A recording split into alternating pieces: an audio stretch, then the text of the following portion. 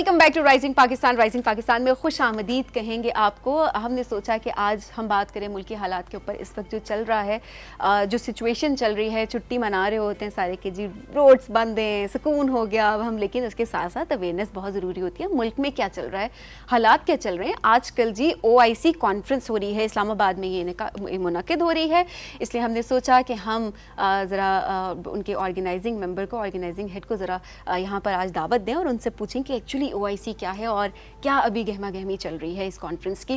تو ہمیں آج جوائن کیا ہے پروفیسر ڈاکٹر محمد اقبال چودھری صاحب نے, جو کہ کوآرڈینیٹر جنرل ہیں کامسٹیک کے. ان سے آج ہم بات کرتے ہیں کہ انسائٹ کیا ہے فی الحال. السلام علیکم. وعلیکم السلام سبین. کیسے ہیں ڈاکٹر صاحب؟ الحمدللہ, thank you very much. Thank you so much for coming. سب سے پہلے تو یہ کہ اتنا جو آپ کا ٹف اسکیڈول چل رہا ہے اور اتنا سب کچھ چل رہا ہے, اس میں آپ نے رائزنگ پاکستان کے لیے وقت نکالا. بہت شکریہ آپ کا مدعو کرنے کا. یہ بہت اہم موقع ہے, اس کو عوام تک پہنچانا بھی بہت ضروری ہے. ایگزیکٹلی, تاکہ لوگوں کو بیسیکلی ایک جنرل اویئرنیس ہو کہ کیا چل رہا ہے, ایکچولی کیا چیز ہوتی ہے. تو میں چاہوں گی کہ اس وقت ہمیں جو عام ایک ینگسٹر بھی دیکھ رہا ہے, کسی بھی گاؤں میں, شہر میں, کوئی بھی انسان ہمیں دیکھ رہا ہے, میں چاہوں گی کہ آسان الفاظ میں اگر آپ بتا سکیں کہ OIC بیسیکلی ہے کیا, اس کی ہسٹری کیا ہے. دیکھیے, 57 ملکوں کا ایک گروپ ہے جو Islamic Organisation of Islamic Cooperation کہتے ہیں اسے, اور یہ اقوام متحدہ کے بعد سب سے بڑا گروپ ہے. اس کی بہت اہمیت ہے دنیا میں.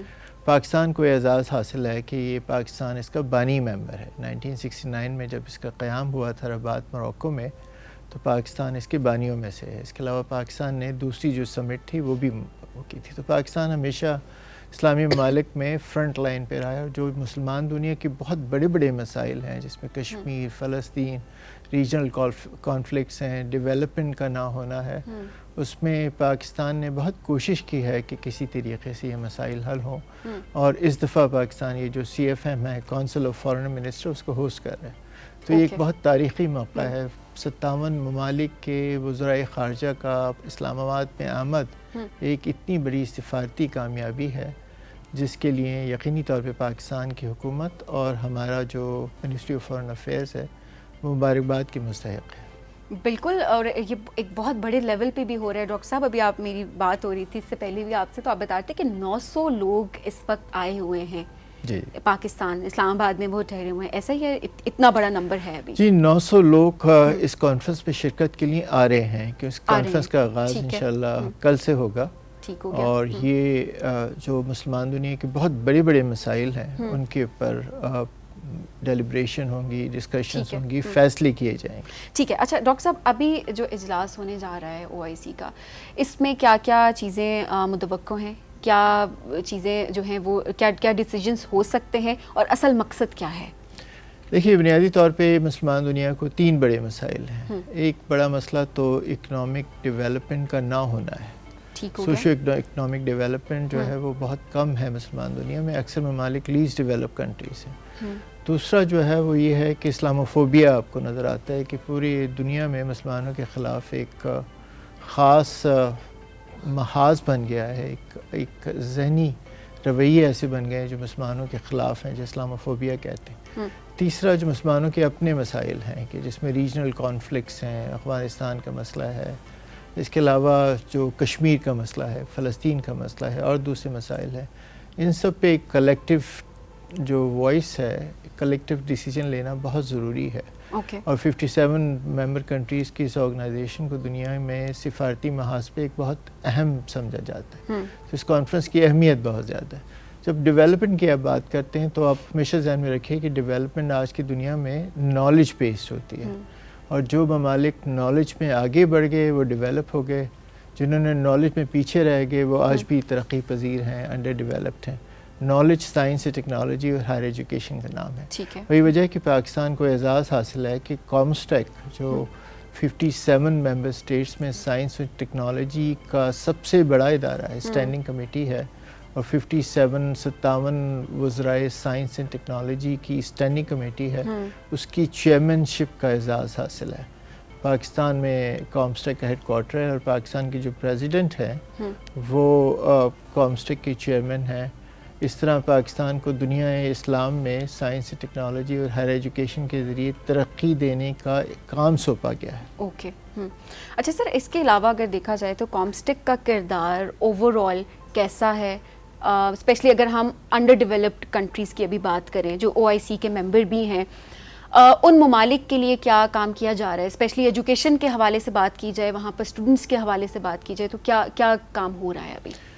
کامسٹیک 57 جو منسٹرز ہیں اس کے ممبر ہیں، اسٹینڈنگ کمیٹی ہے، تو جو OIC سسٹم میں جو سب سے بڑے ادارے ہیں ان میں اس کا شمار ہوتا ہے. ٹھیک ہے. اچھا، اس بات کا ادراک کامسٹیک کے ذریعے پوری مسلمان دنیا کو دے دیا گیا ہے کہ بغیر سائنس اینڈ ٹیکنالوجی اور ہائر ایجوکیشن کی میں ترقی کے بغیر 1.8 بلین مسلمان ہیں ان کی ترقی ممکن نہیں ہے. اور جو نوجوانوں کی ایک بڑی تعداد ہے، 50% سے زیادہ جو مسلمانوں کی آبادی ہے وہ 23 سال سے کم عمر کے لوگ ہیں. تو ان کو جب تک ہم علم نہیں دیں گے یا سائنس ٹیکنالوجی کے ذریعے کی سکل نہیں دیں گے اس وقت تک ترقی ممکن نہیں ہے. اب کامسٹیک کیا کر رہا ہے؟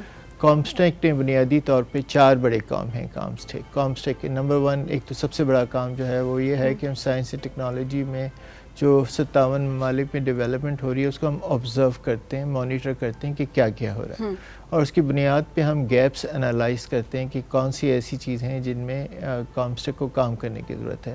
مثال کے طور پہ یہ ہیلتھ کا ایک سیکٹر ہے پورا، جس میں کامسٹیک نے افریقہ میں بڑے بڑے پروگرام شروع کیے ہیں، جس میں ان کی نیورولوجسٹ کو، ان کی آنکھوں کے ڈاکٹر جو آپتھمالوجسٹ ہوتے ہیں ان کی ٹریننگ، آئی کیمپس لگانا، ٹیلی میڈیسنس، بہت سارے جو پروگرام شروع کیے. اس کے علاوہ کامسٹیک جو OIC سسٹم میں سب سے بڑا فیلوشپ پروگرام رن کرتا ہے. مثال کے طور میں آپ کو بتاؤں کہ فلسطین میں جس طرح کی تباہی ہوئی ہے، اسرائیل نے جس طرح کی تباہی کی ہے اس سے ان کے ایجوکیشن سسٹم تباہ ہو گئے. تو کامسٹیک نے 500 فیلوشپس انہیں آفر کیے.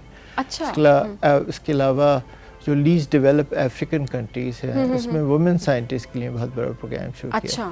یمنی سائنٹسٹ کے لیے بہت سارا پروگرام شروع کیا. تو بہت سارے ایسے پروگرامس ہیں جس کے ذریعے سائنس ٹیکنالوجی کی کوآپریشن اور اس میں کیپیسٹی بلڈنگ، اس پہ کامسٹیک کا ایمفیسس ہے. بالکل سر، آپ نے جو فیلوشپ کی بھی بات کی اور ایکسچینجز کی آپ نے یہاں پر بات کی، تو اس کے بارے میں بھی ہم بات کریں گے اس بریک کے بعد. بریک پہ ہم جائیں گے، جب ہم بریک سے واپس آئیں گے تھوڑی بات ہوگی کہ کس طرح سے ایسے انڈر ڈیولپ کنٹریز کے جو اسٹوڈنٹس ہیں ان کو پاکستانی یونیورسٹی تک کس طرح سے رسائی دی جا رہی ہے، کیا کام ہو رہا ہے اس کے اوپر، اور فیوچر ہم کس طرح سے ابھی دیکھ رہے ہیں. اس سب پہ بات ہوگی اس بریک کے بعد. دیکھتے رہیے رائزنگ پاکستان.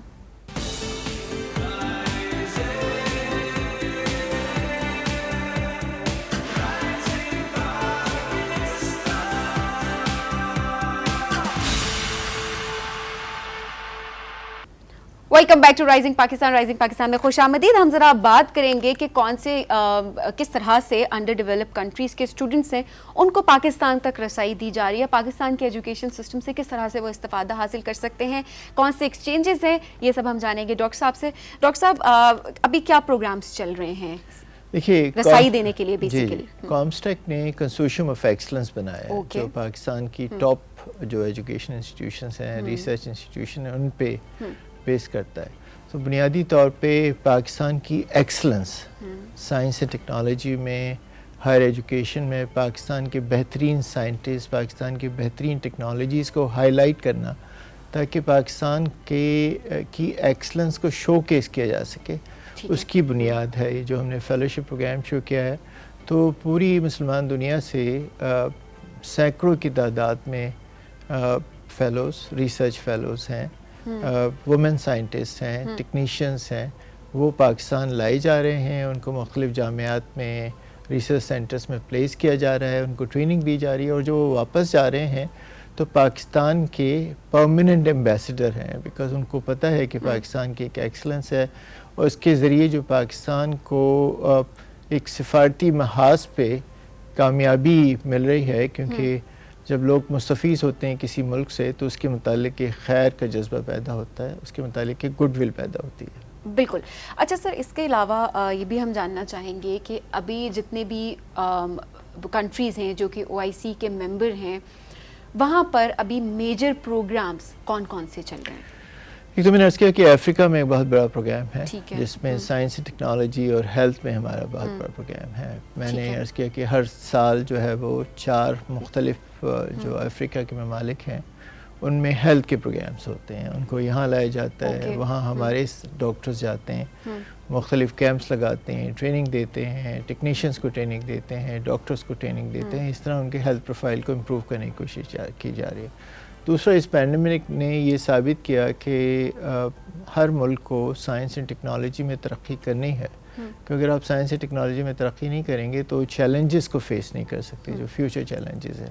اس لیے کامسٹیک نے وائرولوجی اور ویکسین ڈیولپمنٹ کا پروگرام شروع کیا ہے, جس میں OIC کا جو مینڈیٹ ہے ویکسین ڈیولپمنٹ کا وہ کامسٹیک کو دیا گیا ہے کہ جو OIC دنیا میں ویکسین کی مینوفیکچرنگ اور ڈیولپمنٹ ہے وہ OIC کی کامسٹیک کے تھرو کی جائے گی اور کامسٹیک اس میں لیڈرشپ رول لے گا.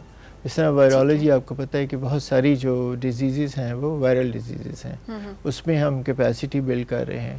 سائنس اینڈ ٹیکنالوجی کے مختلف شعبوں میں جو مسلمان دنیا میں کوآپریشن ہے انسٹیٹیوشن کے لیول پہ اور ممالک کے لیول پہ, اس کو بھی ہم نے پروموٹ کیا ہے ریورس لنکیج پروگرام کے تحت. تو انسٹیٹیوشن کو انسٹیٹیوشن کے ساتھ لنکیج کرنے کا بھی ایک بہت بڑا پروگرام ہے. اچھا, اور ابھی فیوچر پلانس بھی ہیں کہ مزید کس طرح سے اس کو بہتر بنایا جا سکتا ہے؟ جی بالکل, ہم نے ہمارے 13 نیٹ ورکس ہیں ملیشیا سے لے کے نائجر تک, اور جو نیٹ ورکس ہیں وہ مختلف سائنس کے مختلف شعبوں میں کام کرتے ہیں, اور ان نیٹ ورکس کے ذریعے ہم ان شعبہ جات کی ترقی میں اور ان شعبہ جات میں جو انٹر اسلامک کوآپریشن ہے اس کو پروموٹ کرنے کی کوشش کر رہے ہیں.